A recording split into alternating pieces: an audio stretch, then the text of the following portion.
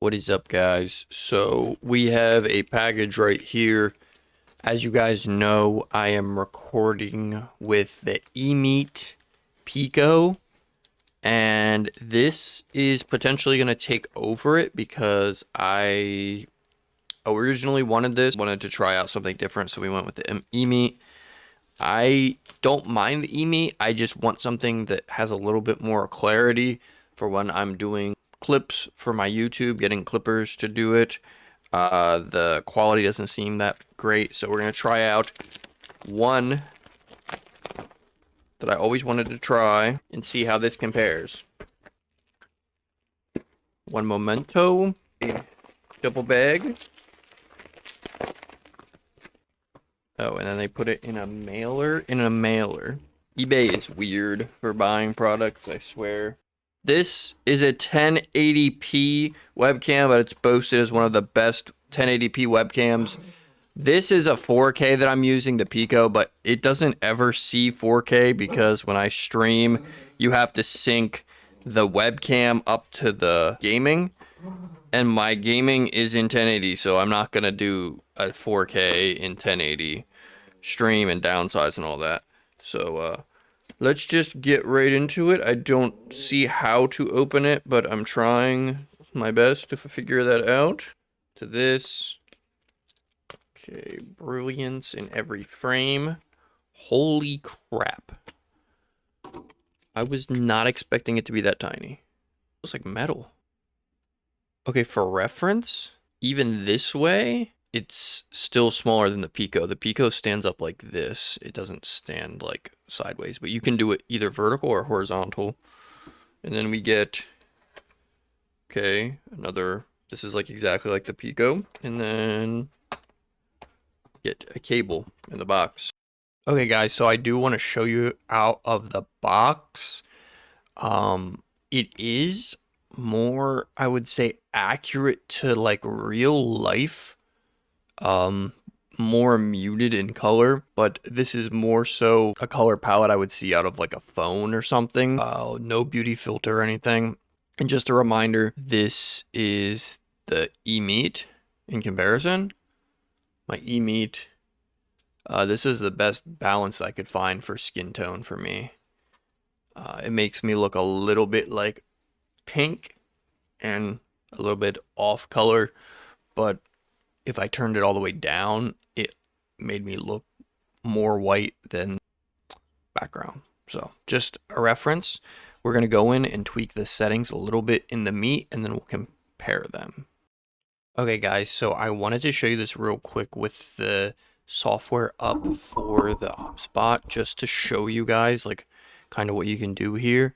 So normally I would have to crop the image like with my Emeet. This is a cropped in image because the original is very, very wide and just too much is being shown. And the only thing you can do is crop because there's no manual adjustment. So this is the base of the OBSBOT, and you do get the same like wide angle. And normally I would have to go in and crop it, right?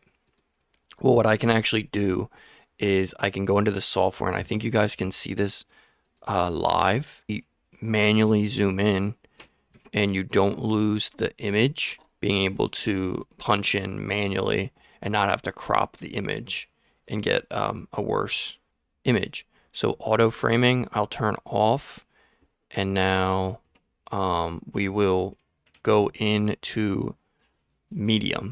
As you guys can see, I can punch in without losing any of the quality because it is manually doing it. That also gives me a cool little bokeh effect in the back, zooming up a little bit. But like I said, doing that is such a game changer because you aren't cropping the image and kind of like losing the quality. We will show you real quick again with Emeet. The color with the Emeet just bugged me that I couldn't get it right. So in my personal opinion, you're getting a little bit more of an accurate depiction here.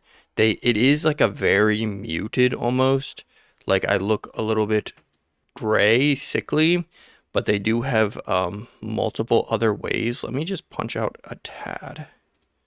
Pro exposure, I'll manually show you guys this while I'm recording. That kind of helps just a little bit with making it just look less bland. I feel like auto exposure just brings in enough light to make it look decent. You can have face or auto exposure mode to kind of compensate the auto exposure as well.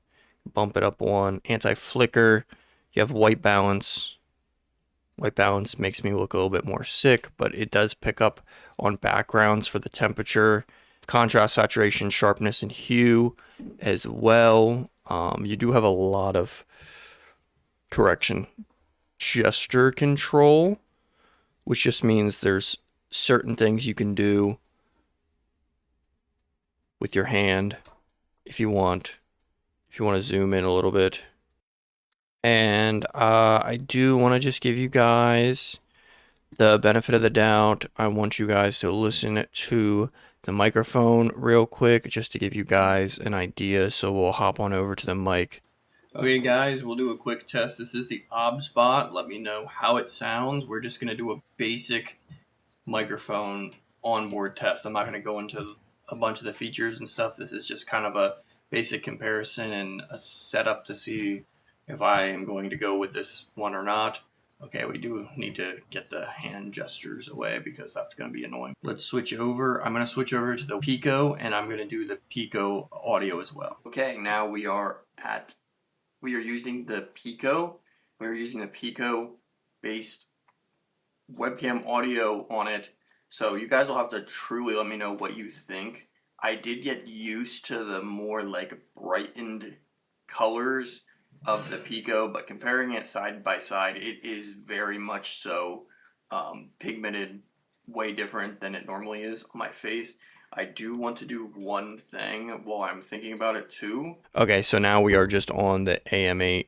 Obviously, you do want to have some type of microphone. I would recommend if you're live streaming, but people want to hear the bass microphone for like having to do conference calls and stuff with these webcams. So I'm going to make it as accurate as possible. We are going to turn on a ring light that is set up to a preference that should correct any orange from the low light. So this is truly full what you would get from tweaking as much of the settings as you possibly can, but also having true light come in through the ring light. The ring light will provide you as accurate as you can get with skin pigmentation in real life. I will also switch it to a more neutral orange as well, just to see and show the difference. Now we're going to switch over to the OBSBOT real quick.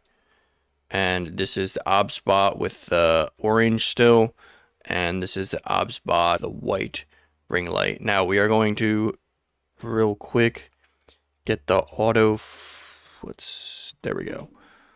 Get a close up of me. Now I do want to turn off the one setting that I just said. You can go in, like I said, do a contrast, saturation, sharpness, all that. But I don't notice a crazy difference going in and tweaking it. Had so many issues with the Emeet trying to get my face colored that I'm actually really impressed that the OBSBOT has managed to keep more of like a neutral colors and not be too much white where I look washed out, but also like too pink or too orange where I don't look like a human. I do want to include this somewhere. They do have this really cool framing feature as well when you do zoom in. So you guys see how the gaming with mic above me, I have it like framed perfectly. I didn't actually have to adjust my webcam to do that. I do manual adjustment. So we are in the zoomed feature medium. Now watch as I click and drag. I can choose where it focuses in the like little square that it records in. So if I want to eliminate all my soundproofing, zoom up, crop my face real good, like this, from wide, you see all the foam that I'm hiding and this ugly boom arm from my microphone, drag up, and that's all it takes. And now gaming with mic and a perfect wipe drop. I'm really impressed with this, guys. Okay, guys, and I didn't feel right without ending it off like this, so I went into the settings and I changed it around a little bit in the OBSBOT center. I'll show you guys here, but this is how I made it a little bit less like boring gray and like I'm sick. So hopefully you guys enjoy. Hopefully you think it looks a little bit better. All right, much love. God bless. See you guys in the next one. As always, peace.